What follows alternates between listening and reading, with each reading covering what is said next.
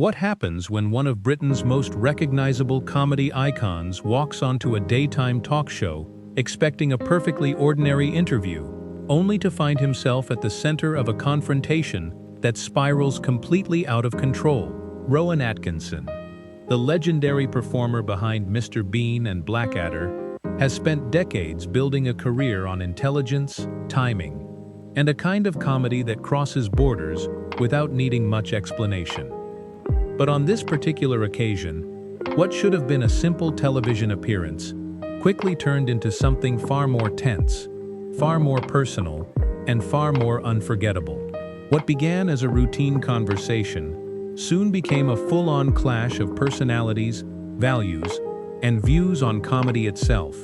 And before we get into it, make sure to subscribe to the channel, turn on notifications, and leave a comment below telling us which celebrity interview moment you think was the most uncomfortable to watch. As Rowan Atkinson took his seat beneath the bright studio lights, he carried the same composed, thoughtful presence that has defined him throughout his career. He looked exactly like the kind of guest any daytime show would be thrilled to have. Calm, accomplished, witty, and more than capable of discussing the body of work that made him internationally famous. The expectation, both in the room and among viewers at home, was that this would be a polished and entertaining exchange about comedy, acting, and the unforgettable characters he had brought to life. All the ingredients for a pleasant interview seemed to be in place. But almost from the very beginning, it became clear that this wasn't going to unfold the way anyone expected. Atkinson, always careful with his words and known for thoughtful answers rather than flashy sound bites, seemed prepared to speak about his creative process, his long career, and the way his characters had resonated with audiences around the world. What he likely had not prepared for was the steady rise in tension building around the table. Instead of simply discussing his work, the conversation began drifting into a more confrontational direction. One of the hosts pointed out that Mr. Bean barely speaks at all, and that even in many of Atkinson's other roles, he often reacts more than he initiates. Then came the jab. Was that really a creative choice? Or did he simply not have much to say? A silence reportedly fell over the set. The other hosts exchanged uncertain glances, and the audience immediately sensed the mood shift. It was no longer the comfortable rhythm of a celebrity interview. It had become something sharper. To Atkinson's credit, he didn't flinch.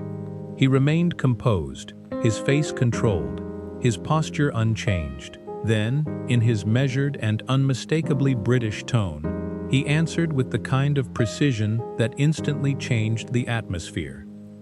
He explained that there is a great difference between choosing not to speak and having nothing to say. In physical comedy, he said, a look, a gesture, or a pause can often communicate more meaning than pages of dialogue ever could. It was a calm, elegant defense of the very style that had made him famous. For a brief moment, it seemed as though that answer might settle things. But instead of easing off, the questioning only intensified. The host leaned in again and asked whether those silent or exaggerated characters were actually a form of hiding. Was he using them as a shield? Was the public ever really allowed to see the man behind the comic mask? At that point, the room reportedly grew even more uncomfortable. What had started as a provocative line of questioning now felt like something more invasive, more accusatory. Even the audience could sense that the conversation was veering away from curiosity and moving into judgment. Still, Atkinson kept his composure. He responded by saying that he found it fascinating that thoughtful reserve could be interpreted as concealment. The characters he portrayed, he explained, were not disguises but explorations. They allowed him to examine human behavior in a distilled form.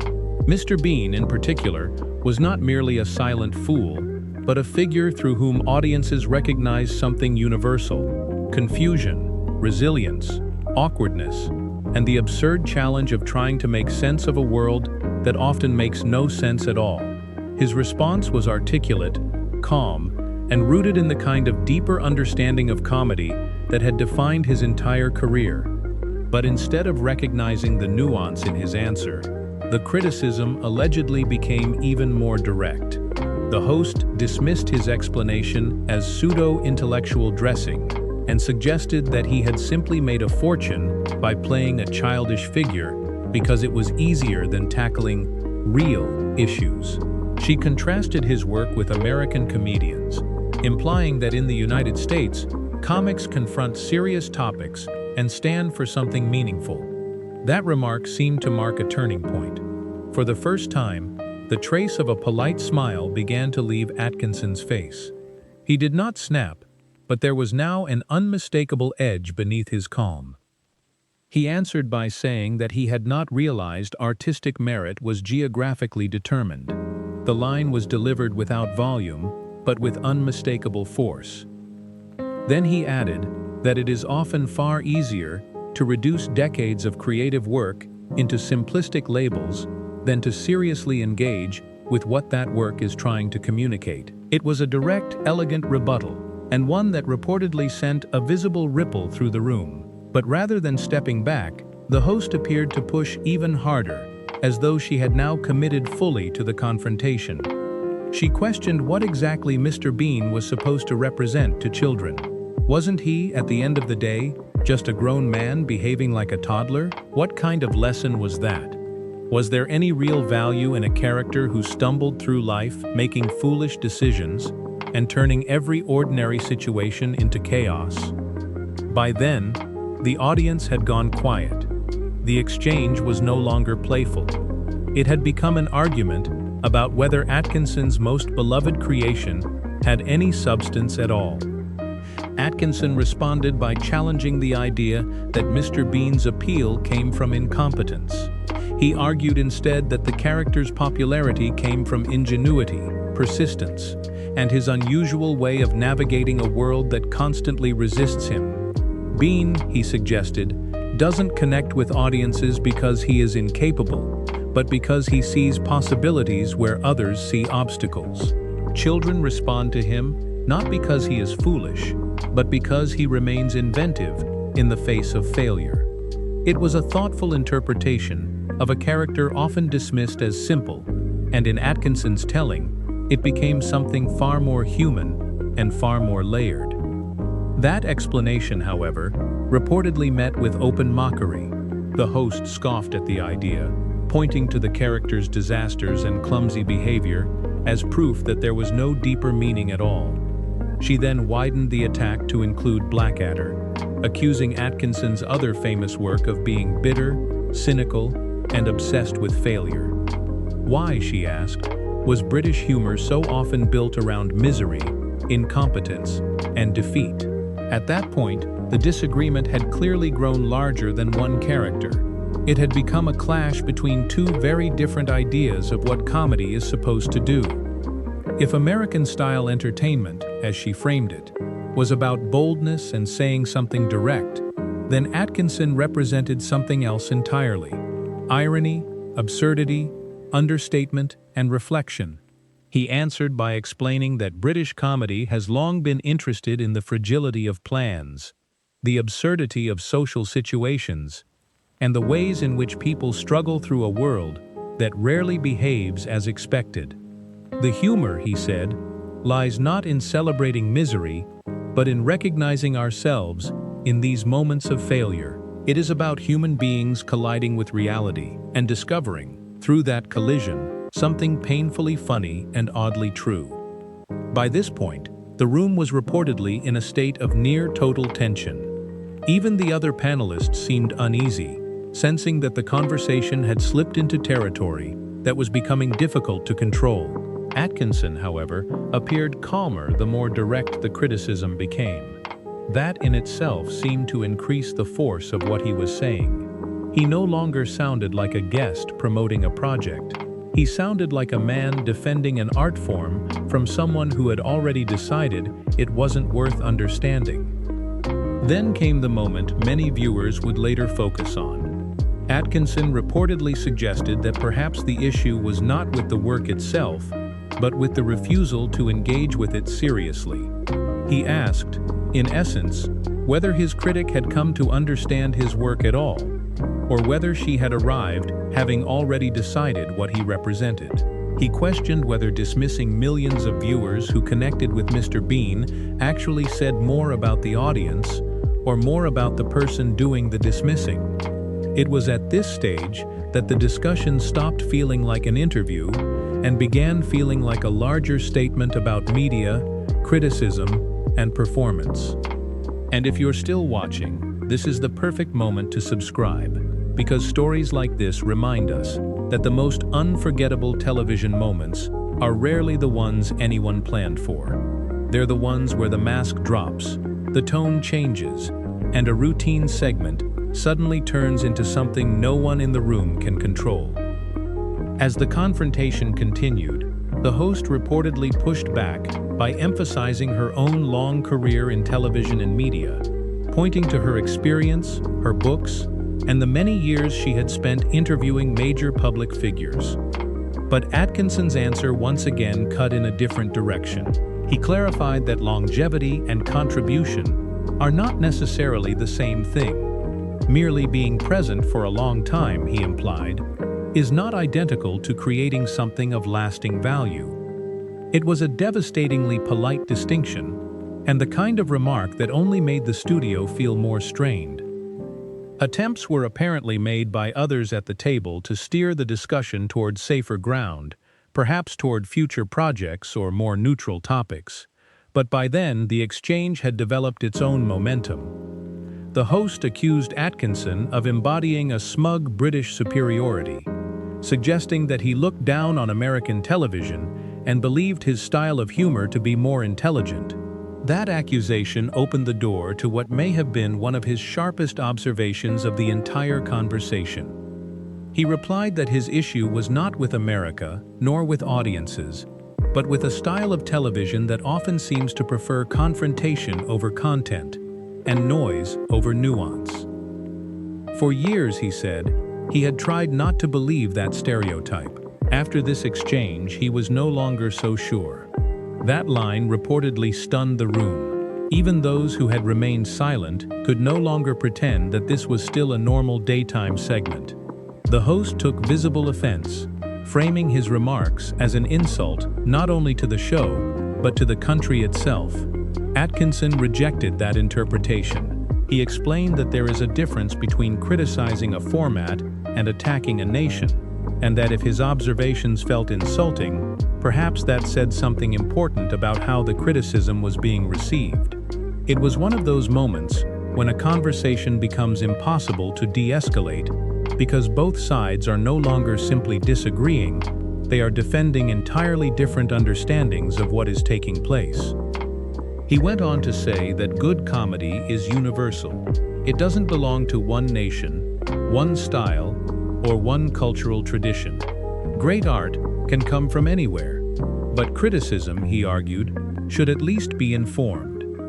If you are going to challenge someone's work, you should understand it. If you are going to host a conversation, it should begin with curiosity rather than assumption. Those, he suggested, are not elite values or national values.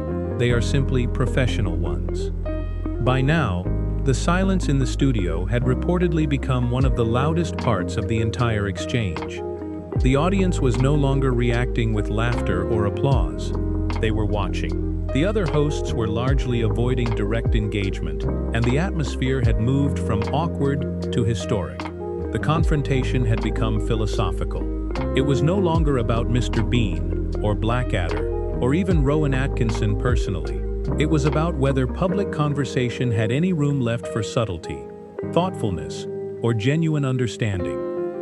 The final escalation came when the host reportedly stood up, pushed back from the table, and declared that she would not sit there and be lectured by a comedian whose best work was behind him.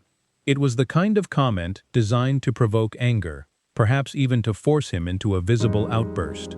But that wasn't what happened. Atkinson stood as well, though not in rage.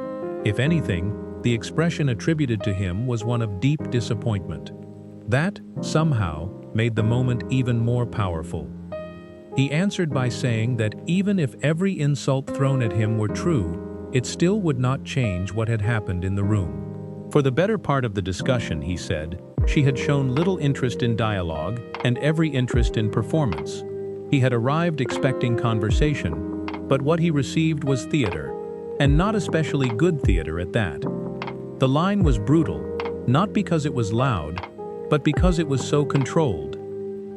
The host reportedly fired back, accusing him of having built an entire career on one simplistic gimmick, insisting that his success came from vapid entertainment, with no intellectual depth.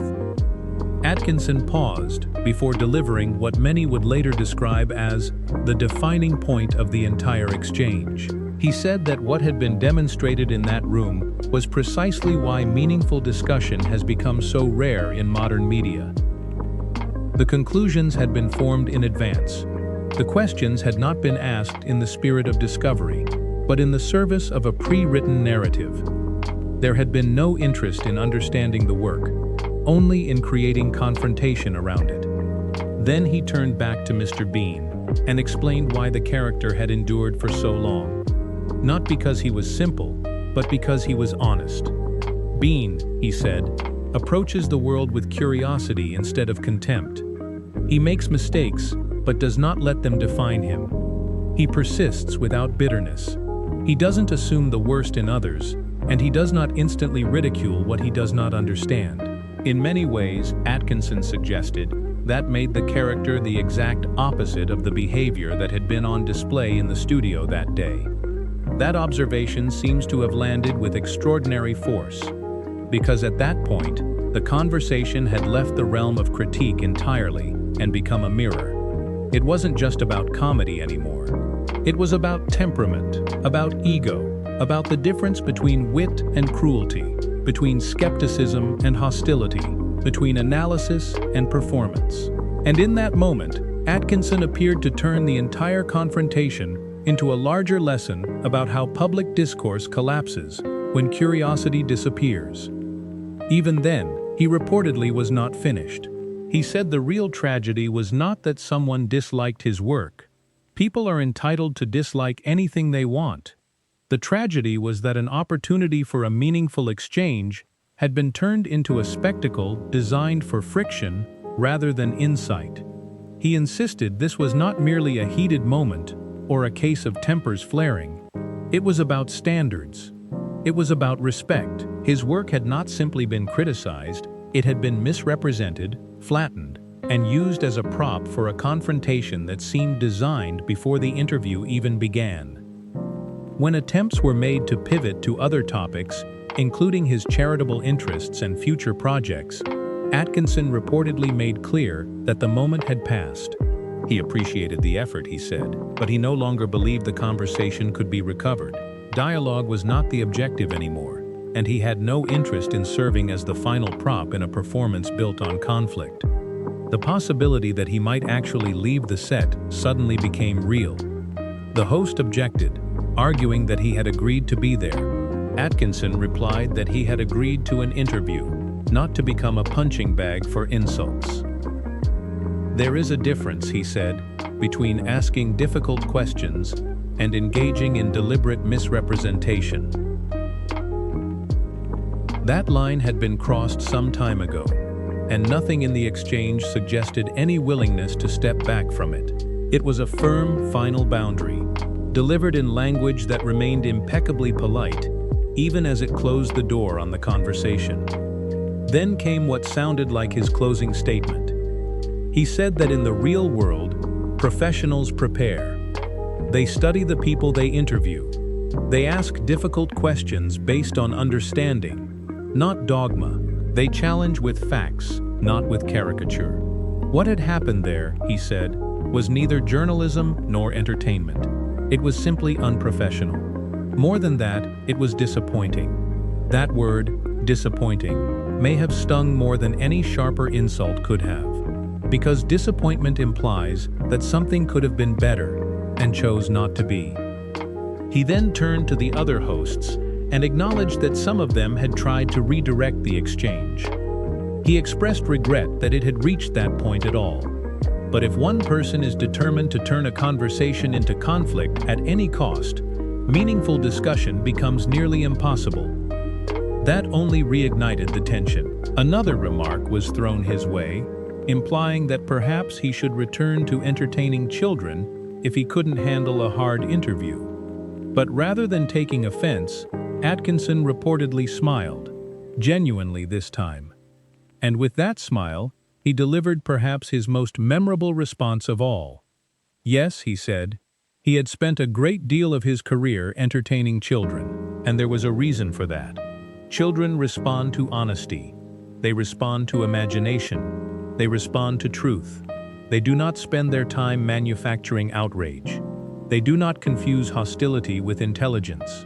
They understand instinctively what many adults seem to forget, that entertainment can be joyful without being empty, playful without being stupid, and kind without being weak. He added that if more adults approached the world with the same curiosity, openness, and resilience that children often do, then perhaps characters like Mr. Bean would not need to remind us what those qualities look like. It was not a shouted rebuke. It was something more effective, a quiet inversion of everything that had been thrown at him. In one final sweep, he had defended his work, his audience, and his values, while also exposing the ugliness of the confrontation for what it was. As the tension in the studio reached its breaking point, the host reportedly told him to leave and suggested that no one needed him there. But Atkinson's final answer was neither wounded nor angry. He said that the strength of good comedy, and good art more broadly, does not depend on universal praise in order to have value. It depends on whether people are willing to approach it with openness, generosity, and a genuine desire to understand it. And on that day, he suggested, those qualities seemed to be in very short supply. Then, according to the story, Rowan Atkinson walked off the set. Behind him sat a stunned audience, a rattled panel, and a host left visibly shaken by how badly the encounter had spiraled. Producers scrambled. Cameras kept rolling. The mood had gone from lively television to something far more consequential. In less than half an hour, what should have been an easy celebrity segment had become an unforgettable collision between performance and principle, between provocation and restraint, between noise and meaning. And that is exactly why this moment continues to circulate in conversations online. It wasn't just about a celebrity losing patience. It was about someone refusing to let his life's work be flattened into lazy assumptions for the sake of a spectacle. It was about the power of staying calm when everyone else expects an explosion. And above all, it was about how much stronger a carefully chosen truth can be than the loudest insult in the room. If you like this video, then subscribe.